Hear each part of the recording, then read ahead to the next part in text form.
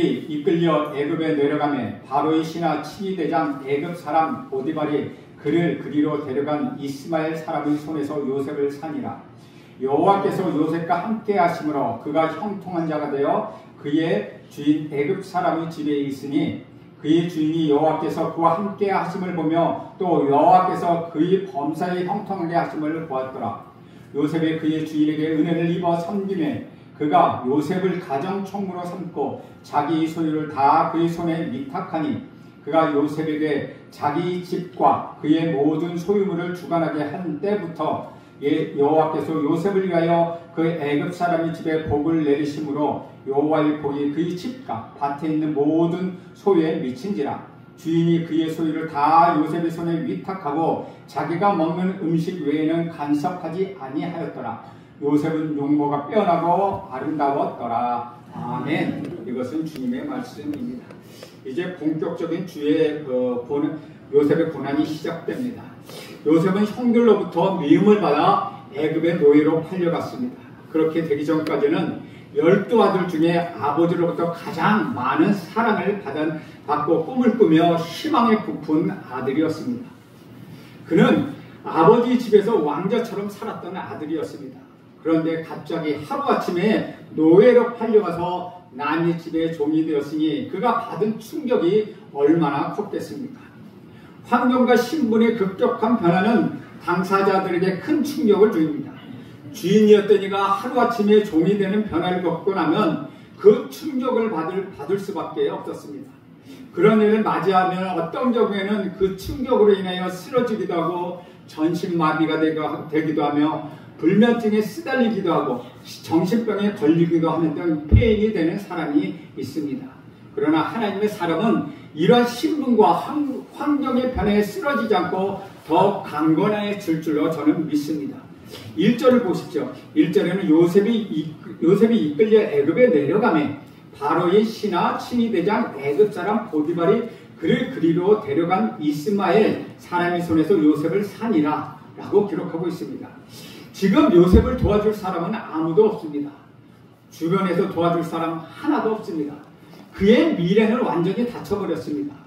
무슨 일이 일어날지 어떤 운명이 닥쳐올지 그 자신은 전혀 예상할 수 없는 상황이었습니다. 그야말로 앞이 캄캄한 한밤중과 같은 상황이었다는 것이죠. 여기서 우리는 자연스럽게 두 가지 질문을 하게 됩니다. 첫째는 왜 이런 일이 일어났을까 하는 질문입니다. 요셉이 무엇을 잘못했길래 갑자기 이런 일이 일어났을까요? 해답은 요셉에게 있지 않습니다. 어떤 때는 고난의 해답이 여러분에게 있지 않다는 것입니다. 하나님께 그 해답이 있습니다. 저와 여러분의 인생 가운데서 이런 일들이 종종 펼쳐지곤 합니다. 그래서 우리는 하나님이 이 고난의 이유를 설명해 주기를 바라게 됩니다. 요셉의 경우에도 미리 그에게 이 모든 일이 총리 대신이 자리에 오르기 위한 과정이었다라고 일러주었으면 얼마나 좋겠습니까? 하나님께서 문제의 심각에 대해 한마디 말씀이라도 해주셨으면 13년이 아니라 100년이라도 기다릴 수 있었을 것입니다. 그러나 요셉의 경우도 하나님으로부터는 어떤 대답도 없었습니다. 그리고는 한밤중과 같은 상황에 그냥 던져져 버렸습니다. 요셉이 바로 그런 경우였다는 것이죠. 결과적으로 요셉이 약간 30세에 천하를 호령하던 이방나라 애굽의 총리 대신이 되는 것이 하나님의 계획과 섭리였지만 요셉은 그것을 알 까닭이 없었다는 것입니다. 사랑하는 여러분, 우리는 가끔 인생을 살아가는 가운데 그토록 착한 사람이 왜 고난을 겪어야 하는지에 대한 해답을 얻을 수 없을 때가 있습니다. 그러나 그런 경우에도 하나님의 섭리가 있음을 여러분 믿으시기 바랍니다. 하나님의 손길이 거기에 있다는 것을 믿을 때 우리는 고난과 역병과 어려움으로부터 벗어날 수 있게 된다는 것입니다. 두 번째 질문은 이렇습니다. 요셉은 수많은 집이 있는데 왜 하필이면 친위대장 보디발의 집에 가게 되었는가 하는 것입니다. 수많은 가능성이 있는데 왜 하필이면 그곳이었을까? 그 해답은 역시 보디발에게 있지 않습니다. 그 해답은 역시 하나님께 있다는 것입니다. 보디발의 집이 선택된 이유는 요셉이 바로를 만나는 통로가 되기 위함이었다는 것이죠. 우리는 여기서 하나님이 보이지 않는 섭리와 하나님의 경륜, 즉 온 우주를 다스리는 내 필요한 경험과 능력을 보게 된다는 것이죠.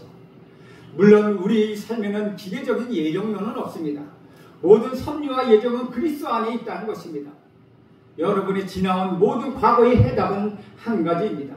예수님을 만나기 위한 것, 그것이 해답이라는 것이죠. 우리가 예수님을 만나 구원을 받기 위해서 지금까지 모든 성공과 모든 실패와 모든 좌절이 있었다는 것이죠. 그래야만 이 사건들 가운데 의미가 생기는 것입니다. 그러면 우리 인생에 있어서 앞으로의 의미는 무엇입니까?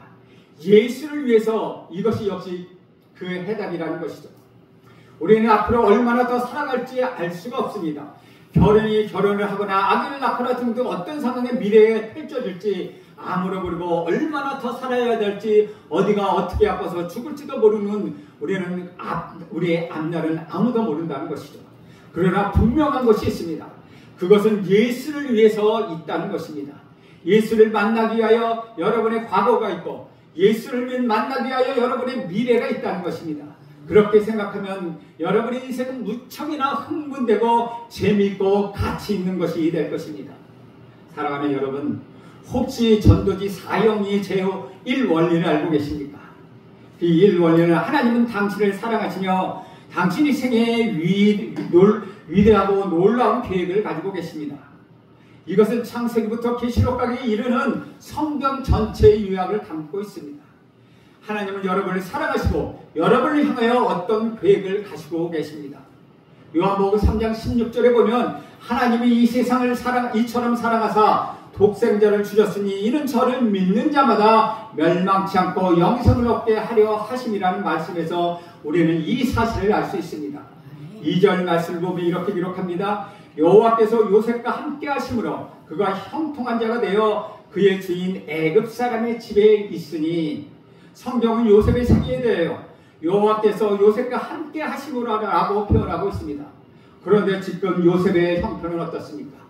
요셉은 자기도 모르는 새에 팔려와서 노예 생활을 하게 되었는데 그들의 요셉의 함께 하심으로 형통한 자가 되었다고 성경은 말씀하고 있다는 것이죠. 고난 그 자체는 문제가 아니라는 것입니다. 하나님이 함께 하시지 않는 것, 오히려 그것이 문제라는 것이죠. 고통과 저주 그 자체가 문제가 아니라는 것입니다. 하나님이 함께 하지 않으면 그것이 저주라는 것이죠. 즉 반대로 보면 하나님이 함께 하시는 것이 우리에게 복이요 축복이라는 것입니다. 요셉이 형편과 신분의 변화는 큰 고통이었지만은 하나님이 요셉과 함께 하심으로 그는 오히려 만사의 형통한 자가 되었다고 오늘 말씀하고 있다는 것이죠. 여기서 하나님의 사람의 특징이 나타납니다. 그것은 하나님이 날마다 순간마다 그 사람과 동행한다는 것입니다. 이것이 바로 임마누엘의 믿음이라는 것이죠. 하나님이 우리와 함께 하신다. 나와 또 내 자녀와 함께 하시는 하나님, 민족과 함께 하시는 하나님, 여러분 한 분 한 분의 하나님이심을 저는 믿습니다. 하나님이 여러분과 함께 하시면 두려울 것이 없습니다. 죽어도 실패하도 병이 들어도 문제가 되지 않는다는 것이죠. 죽음조차도 두렵지 않게 된다는 것입니다. 하나님과의 동행은 곧 만사 형통이기 때문입니다. 그분이 함께 하시고 우리 삶의 주인이 되시면 무엇을 하든지 누구를 만들든지 어디를 가든지 만사 형통할 것이라고 말씀하고 있다는 것이죠. 요셉은 어릴 때 일찍 어머니를 여의었습니다. 그의 어린 시절의 놀라운 사실은 요셉이 어린 시절부터 하나님과 동행했다는 것입니다. 그는 어렸지만 그의 마음은 하나님으로 가득 차 있었습니다.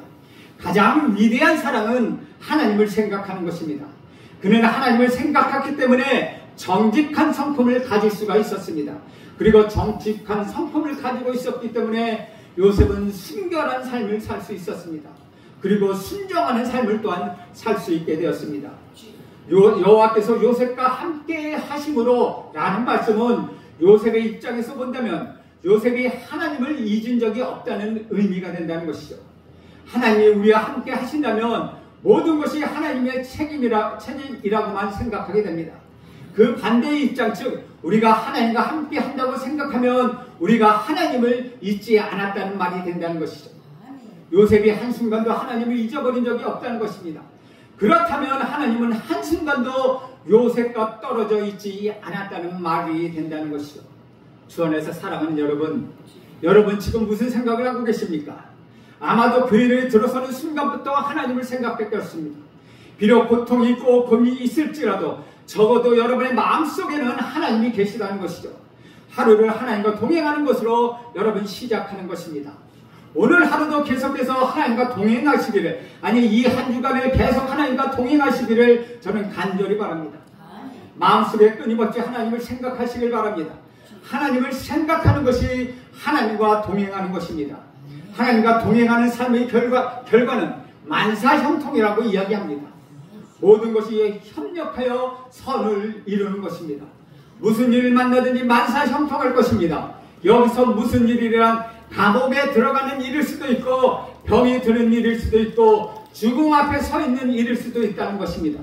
우리는 무슨 일은 좋은 일로만 여기기 때문에 시험에 빠지게 된다는 것이죠.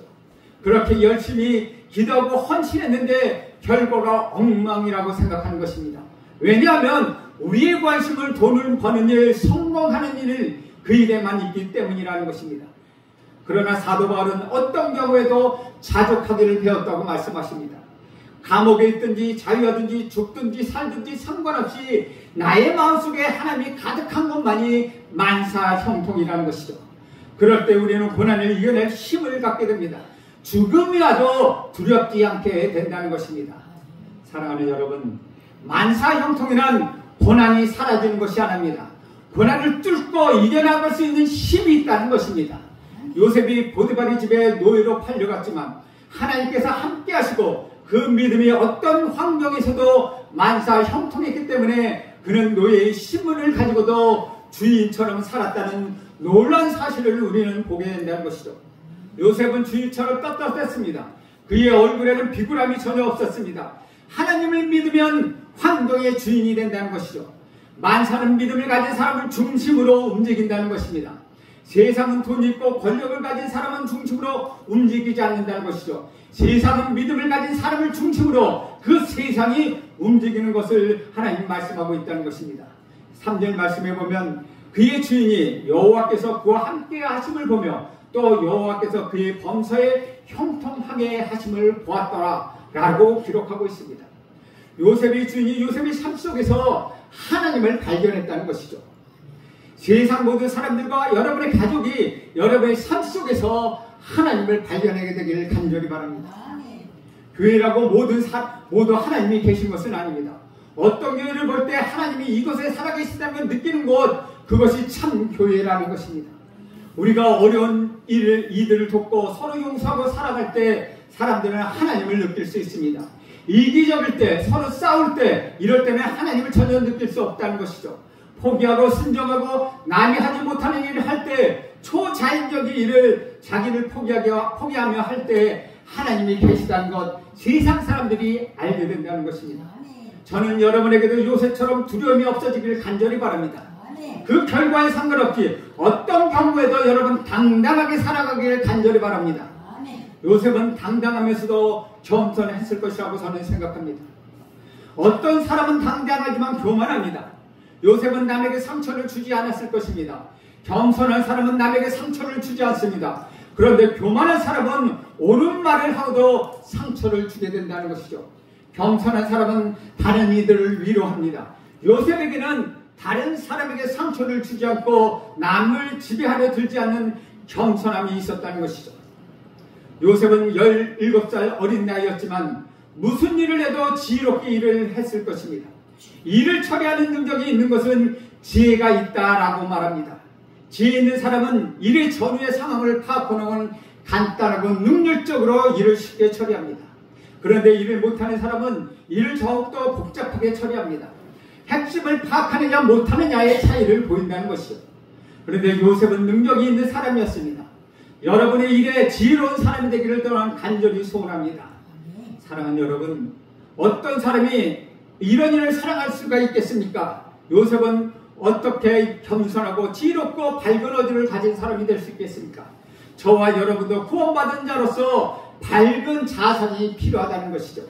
4절에서 6절을 보겠습니다. 4절 보면 요셉이 그의 주인에게 은혜를 입어 섬김에 그가 요셉을 가정총무로 삼고 자기 소유를 다 그의 손에 위탁하니 그가 요셉에게 자기 집과 그의 모든 소유물을 주관하게 한 때부터 여호와께서 요셉을 위하여 그 애굽 사람의 집에 복을 내리심으로 여호와의 집이 복이 그의 집과 밭에 있는 모든 소유에 미친지라. 주인이 그의 소유를 다 요셉의 손에 위탁하고 자기가 먹는 음식 위에는 간섭하지 아니하였더라. 요셉은 용모가 빼어나고 아름다웠더라. 요셉은 자기뿐만 아니라 다른 사람들도 복을 받게 했습니다. 진정한 복이란 자신으로 인하여 다른 이가 복을 받는 데까지 이르는 것입니다. 요셉 덕분에 주인이 가정에 복을 받게 되었습니다. 우리 자신이 있는 것보다, 여러분이 자신이 있는 것보다 여러분이 인하여 복을 받게 되면 얼마나 좋겠습니까? 이제 보디발은 요셉을 자신의 동역자로 여기게 됩니다. 그래서 그는 가정총무로 그를 삼습니다. 그에게 모든 소유를 맡겨 관리하게 합니다. 돈을 맡길 수 있다는 것, 그 사람으로 향한 신뢰를 의미한다는 것이죠. 저는 여러분이 요셉처럼 선한 청지기처럼 가정에서, 직장에서 인정받게 되기를 간절히 바랍니다. 우리 민족 때문에 세계가 살아나기를 간절히 바랍니다. 우리 교회 때문에 이 지역사회가 살아나기를 간절히 원합니다. 여러분 때문에 북한이 복을 받고 여러분 때문에 여러분의 이웃이 복을 받게 되길 간절히 바랍니다. 복을 받는 사람은 그 사람들을 헛들렸던 사람들이 주변에서 사라지게 됩니다. 이것이 복이라는 것입니다. 그리고 복은 그 밭의 소유까지 이르게 됩니다. 복이란 인간이 소유하는 것이 아니라 하나님이 주시는 것입니다. 우리가 복에 목말라 하는 이유는 우리 스스로 복을 얻으려고 하기 때문이라는 것이죠. 우리 스스로가 복을 가지려고 하면 할수록 복은 사라지게 되어 있습니다. 복의 근원은 하나님이시기 때문입니다. 따라서 복을 가지려 하지 말고 하나님을 가지려고 하십시오. 하나님을 생각하십시오. 그러면 여러분에게 복이 다가올 것입니다. 여러분은 복을 하나님과 함께 할 때 오는 것입니다. 그리고 또 다른 사람을 복받게 해주는 것이 진정한 복이라는 것입니다. 물론 자신도 복을 받아야 하겠지만 진정한 복의 본질은 다른 사람에게 복의 통로가 되는 것입니다. 신명기 28장 1절 2절엔 복을 받은 비결에 대하여 자세히 설명하고 있습니다. 신명기 28장 1절 2절에 보면 이렇게 기록합니다. 내가 내 하나님 여호와의 말씀을 삼가 듣고 내가 오늘 네게 명령한 그의 모든 명을 지켜 행하면 내 하나님 여호와께서 너를 세계 모든 민족 위에 뛰어나게 하실 것이라. 내가 내 하나님 여호와의 말씀을 청정하면 이 모든 복이 네게 임하며 네게 이르리니 라고 말씀하고 있다는 것이죠. 이 말씀은 내가 먼저 여호와의 말씀을 듣고 이를 다 순종하고 우상을 섬기지 아니하고 그러면 하나님이 준비하신 모든 복을 내게 쏟아부어 주실 것이라고 말씀하고 있는 것입니다. 하나님이 복을 주실 때 우리로 하여금 세상 모든 민족 위에 뛰어나게 하여 주실 것입니다. 이것이 바로 복이라는 것입니다. 그리고 구체적으로 하나님이 약속하신 모든 복을 부어주실 것이라고 말씀하고 계시다는 것이죠. 이 복의 이 복에 구체적으로 신명기 28장 그 이후에 3절에서 13절까지 기록되어 있습니다. 제가 좀 길지만 제가 읽겠습니다. 신명기 28장 3절에서 13절까지 기록입니다. 성읍에서도 복을 받고 들에서도 복을 받으시며 내 몸의 자녀와 내 토지 소산과 내 짐승의 새끼와 소와 양의 새끼가 복을 받을 것이며 내 광주리와 떡반죽거리들이 복을 받을 것이며 내가 들어와도 복을 받고 나가도 복을 받을 것이니라. 여호와께서 너를 대적하기 위하여 일어나는 적군들을 내 앞에서 패하게 하시리라. 그들이 한 길로 너를 치러 돌아왔으나 내 앞에서 7길로 도망하리라. 여호와께서 명령하사 내 창과 내 손을 하는 모든 일에 복을 내리시고 내 하나님 여호와께서 내게 주시는 땅에서 내게 복을 주실 것이며 여호와께서 내게 명령하신 대로 너를 세워 자기 성민이 되게 하시리니 이는 내가 내 하나님 여호와의 명령을 지켜 그 길로 행할 것입니다. 땅의 모든 백성이 여호와의 이름이 너를 위하여 불릴 것을 보고 너를 두려워하리라. 여호와께서 내게 주시라고 내 백성에게 맹세하신 땅에서 내가 내게 복을 주고 내 몸의 소생과 가축의 새끼와 토지의 소산을 많게 하시며 여호와께서 너를 위하여 하늘의 아름다운 보고를 여시다. 내 땅에 때를 따라 비를 내시고 내 손으로 하는 모든 일에 복을 주시리니 내가 많은 민족에게 꾸어질지라도 너는 꾸지 아니할 것이요 여호와께서 너를 머리가 되고 뿌리가 되지 않게 하시며 위에만 있게 하고 아래에 있지 않게 하시리니 오직 너는 내가 오늘 내게 명령하는 내 하나님 여호와의 명령을 듣고 지켜 행하며 라고 말씀하고 있습니다. 하나님이 이러한 복을 여러분을 위하여 준비하셨다는 것입니다. 여러분이 이 복을 받게 되기를 저는 간절히 원합니다. 여러분이 이 복을 받기를 기대감을 갖고 살아가기를 저는 간절히 원합니다. 나에게 천국이 보장되어 있다. 나는 부족하지만 그럼에도 불구하고 하나님은 나를 복받을 자로 만들어 주실 것이라는 기대감을 갖기를 간절히 바랍니다. 모든 이들에게 흘러 들어갈 복이 그러니 나를 부르셨다고 생각하면 정말 행복한 것입니다. 모든 그리스도인이 요셉과 같은 모습으로 살아간다면 이 세상은 변화될 것입니다. 여러분 모두에게 요셉에게 주신 그 모든 복이 저는 임하길 간절히 원합니다. 그러므로 세상을 살아갈 때 요셉과 같이 당당하게 요셉과 같이 부끄러움이 없이 요셉과 같이 순정하는 마음으로 여러분 세상을 살아가길 간절히 소원합니다. 그리하여 하나님이 복을 주시는 많은 복, 이 모든 복을 여러분 받아주시는 모든 사람이 되기를 축원드립니다. 기도하겠습니다. 하나님 아버지, 약속의 말씀이 나의 주름이 펴지게 하시고 복의 비밀을 깨닫게 하여 주옵소서. 이제 복을 나눠주는 사람이 되게 하옵소서. 요셉처럼 하나님이 함께 하심으로 만사 형통한 사람이 되게 하옵소서. 예수님의 이름으로 기도합니다. 아멘.